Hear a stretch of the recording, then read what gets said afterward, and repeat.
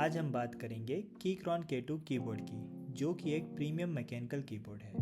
Mechanical keyboard की अगर बात करें तो कीक्रॉन डिज़ाइन और क्वालिटी के मामले में टॉप की कंपनीज में आती है। पिछले 2 साल से ये कीबोर्ड मैं यूज़ कर रहा हूँ, तो सोचा एक लॉन्ग टर्म रिव्यू इसके लिए भी बना दूँ।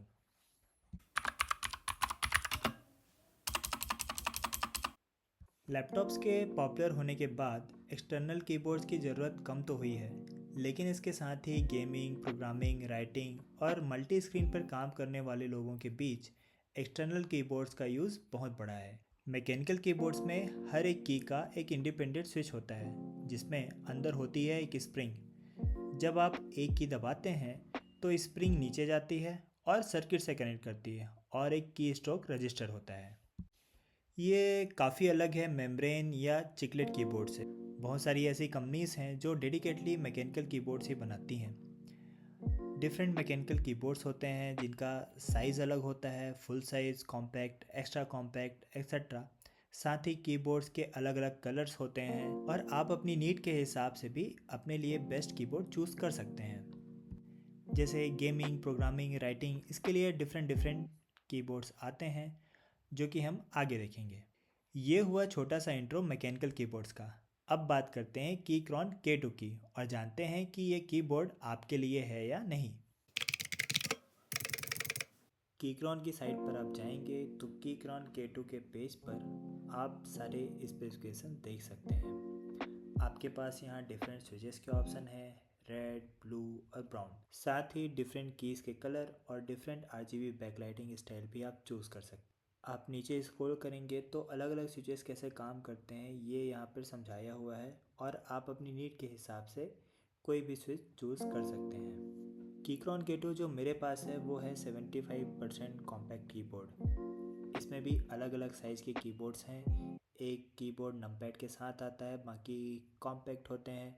उसमें भी 75%, 85% ऐसे कॉम्पैक्ट वैल्यूज़ आती हैं और इसके साथ आती है 1 साल की वारंटी। इसकी रिफ़ंड पॉलिसी भी आप साइट पे चेक कर सकते हो। सबसे पहला फीचर है RGB बैकलाइटिंग। अब आप पूछ सकते हो इसका क्या काम। ऐसे ही आप अपने मूड और काम के हिसाब से डिफरेंट RGB लाइटिंग यूज़ कर सकते हो और बैकलाइटिंग की इंटेंसिटी भी कम ज़्यादा कर सकते हो। दूसरा आपको मिलता है ये एलिवेशन, ताकि कम एफर्ट के साथ आप टाइप कर सको। उसके साथ ही पीछे मिलते हैं ये 2 छोटे हिंजेस। आप अपनी कंफर्ट के हिसाब से ये छोटा वाला या फिर बड़ा वाला हिंज ओपन कर सकते हो और एलिवेशन बढ़ा सकते हो। साथ ही इसकी डिज़ाइन काफ़ी स्टडी है। कीबोर्ड्स के साथ कुछ एक्स्ट्रा कीज़ भी मिलती हैं और ये छोटी सी चिमटी भी, कीज़ को रिप्लेस करने के लिए। आप कौन सा ऑपरेटिंग सिस्टम यूज़ कर रहे हो उसके हिसाब से आप कीज़ रिप्लेस कर सकते हो। अभी मैं इस छोटी चिमटी का यूज़ करके ये की निकालूंगा। जैसा कि हमने पहले देखा था 3 टाइप के स्विचेस हैं, रेड, ब्लू और ब्राउन, और मैंने चूज़ किया है ये ब्लू वाला। ये थोड़ा क्लिकी है। इसमें अब की लगाने के लिए जस्ट की को स्विच के ऊपर रखा और धीरे से प्रेस किया, दैट्स इट। अगर बात करें एडवांटेजेस की तो हमको इसको कंपेयर करना पड़ेगा ट्रेडिशनल कीबोर्ड्स के साथ ही कुछ ऐसे फीचर्स की बात जो इस कीबोर्ड में यूनिक हैं। मैकेनिकल कीबोर्ड्स में सारी कीज़ के स्विच इंडिपेंडेंट होते हैं, तो अगर एक स्विच ख़राब भी हो जाए तो बाकी स्विच काम करते हैं और इस एक स्विच को हम आसानी से रिप्लेस कर सकते हैं। कीक्रॉन की साइट पे आप स्विच का एक नया सेट भी ले सकते हैं और अपने कीबोर्ड के सारे स्विच चेंज कर सकते हैं। अगर मेरे पास अभी ब्लू कलर के स्विचेस हैं तो मैं इसे चेंज कर सकता हूँ रेड में या फिर ब्राउन में। ये कंफर्ट हमें ट्रेडिशनल कीबोर्ड्स में नहीं मिलती। This is one of the main reason इतने सारे tech enthusiast mechanical keyboard prefer करते हैं। फिजिकली भी ये ज़्यादा ड्यूरेबल होते हैं, जल्दी डैमेज नहीं होते। आप चाहे मैक ओएस यूज़ कर रहे हो, चाहे विंडोज़ या फिर लाइनक्स, कीक्रॉन K2 कंपेटिबल है सारे ऑपरेटिंग सिस्टम्स के साथ। Like I showed you earlier, हम कीज़ रिप्लेस कर सकते हैं अपने ऑपरेटिंग सिस्टम के हिसाब से भी। यहाँ साइड में आपको ये टॉगल बटन मिल जाता है। आप मैक ओएस या विंडोज़ के लिए इसे सेट कर सकते हैं। अगर आप लाइनक्स यूज़ करते हैं तो आप विंडोज़ में सेट करके इसे यूज़ कर सकते हैं। आप इस कीबोर्ड को बहुत ही आसानी से ब्लूटूथ से कनेक्ट कर सकते हैं और आपको कोई भी लैग फील नहीं होगा।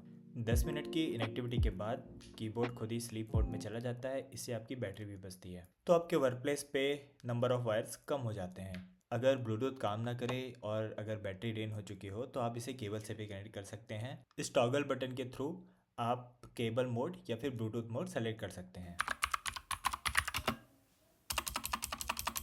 इस कीबोर्ड में आती है 4000 mAh की बैटरी। आपको साथ में एक टाइप सी केबल भी मिलता है बैटरी चार्ज करने के लिए, और अगर बैटरी ड्रेन हो जाए तो आप इसे चार्ज करते हुए भी काम कर सकते हो। तो अब बात कर लेते हैं कुछ बुराइयों की भी, या फिर यूँ कहिए कुछ कमियों की।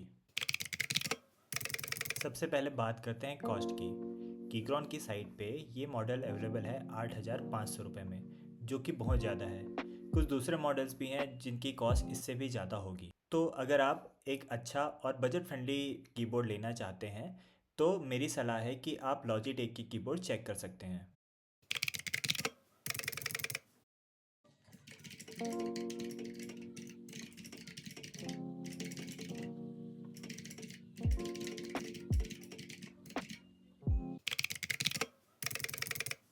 मैकेनिकल कीबोर्ड्स इन जनरल काफ़ी बल्की होते हैं और इन्हें कैरी करना आसान नहीं होता।